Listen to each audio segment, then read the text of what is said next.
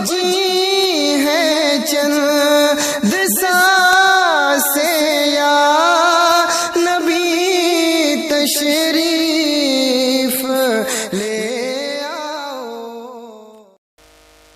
वुजू का बेहतर और आसान तरीका बहुत आसान बताऊंगा, और मेरा वादा है कि सुनते सुनते याद हो जाएगा। जब वजू करने के लिए बैठो तो ये जो आस्तीन है ये कोहनी से ऊपर तक उठा लो। समझ रहे हैं? अगर कोहनी के ऊपर तक नहीं उठाओगे, कोहनी तक उठाओगे तो कोहनी के ऊपर तक हाथ कैसे धुलोगे? सही से कायदे से ऊपर तक पहले ही उसका लो, इसको सही तरीके से फोल्ड कर लो, जैसे भी कर लो ऊपर तक। ठीक है?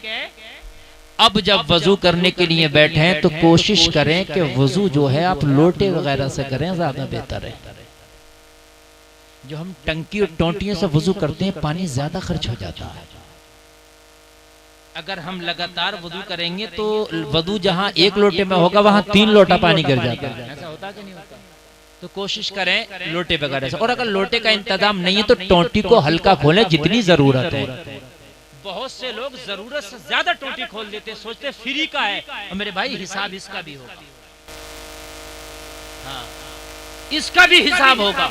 तो बैठ जाएं और बिस्मिल्लाहिर्रहमानिर्रहीम पढ़ के वुजू शुरू कर दें। सबसे आसान दुआ है बिस्मिल्लाह। सबको याद है कि नहीं? बिस्मिल्लाह। क्योंकि मैं देखता हूं कि 80% हमारे नौजवानों से वुजू नहीं होता। वुजू नहीं होगा तो नमाज नहीं, नमाज नहीं तो कुछ। अब बिस्मिल्लाह पढ़ के जब वुजू शुरू कर दिया तो दोनों हाथों को इन गट्टों के समीत धुल लें, ये हाथ। ठीक है? 3 बार अच्छे से धुल लें। और जब धुल जाएं तो दाहिने हाथ के चल्लू में पानी लेकर के मुंह में डालें कुल्ला करने के लिए। कुल्ला किस तरीके से करना? एक होता हमने पानी लिया ऐसे, ये नहीं करना है, इसलिए कि कुल्ली करने में दांतों की दाढ़ों की जड़ों तक पानी जाना जरूरी है। तो कैसे जाएगा? हमने लिया फेंक दिया, नहीं जाएगा। मुंह में पानी लेकर अब हम मुंह में पानी को अंदर घलाएंगे। समझ रहे हैं आप? मैं बिल्कुल प्रैक्टिकल करके बता रहा हूं, मुझे देखिए आप। फिर समझ रहे हैं? ताकि जड़ों तक दांतों की पानी चला जाए। मिसवाक करें, सुन्नत है, बहुत अच्छी बात है। मिसवाक नहीं है तो दाहिने हाथ की शहादत वाली उंगली से दांत मल लें और फिर 2 कुल्ला और कर लें इसी तरीके पर। उसके बाद क्या करना है? उसके बाद फिर चुल्लू में पानी लें और नाक में पानी डालें। तरीका यह है चुल्लू के पानी में नाक रख के हल्का सा ऊपर को सूते, बहुत हल्का। ज्यादा सूतेंगे तो ऊपर तक जाकर फंदा लग सकता। बहुत हल्का कि नरम हड्डी तक पानी चला जाए। ठीक है भाई?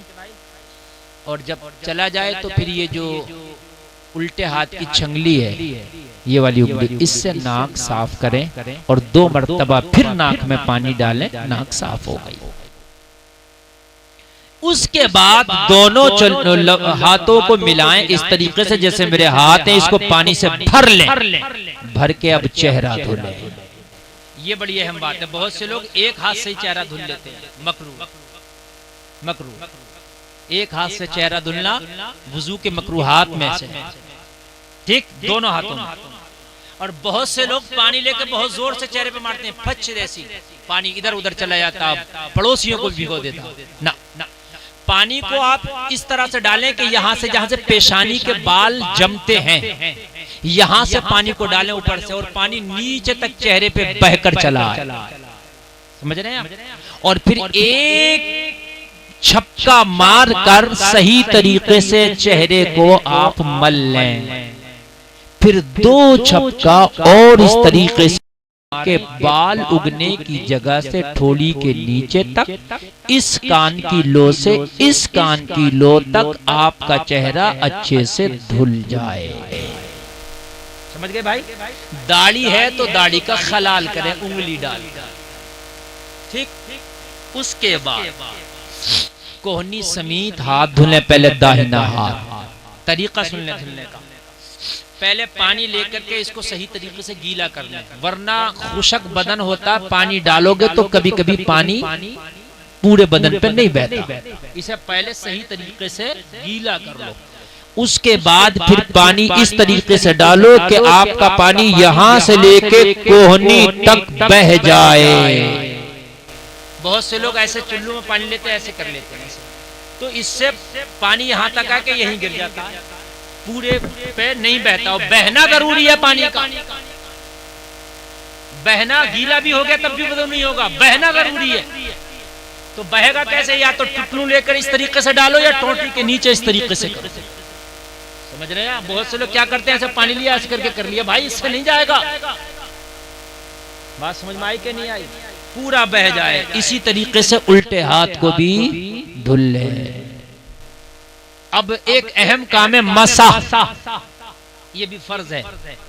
वमसहू बिरुऊसिकुम,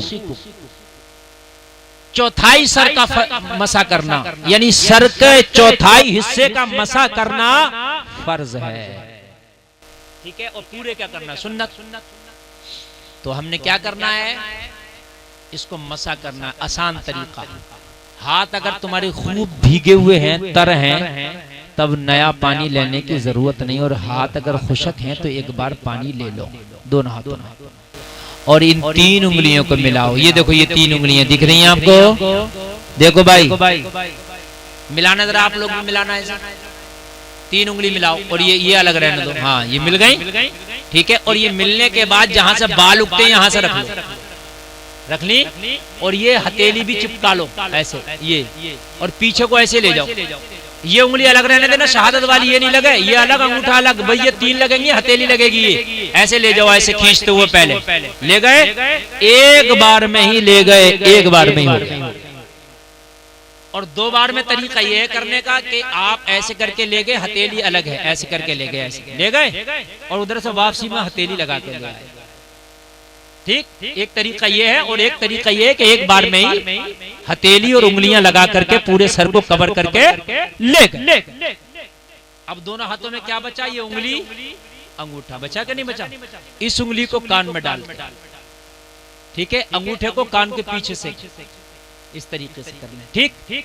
अब ये जो तुम्हारी बची उंगलियों के पट, ये इस तरीके से करने हैं आप गर्दन पर। देखिए, हो गया, ये आपका मसा हो गया।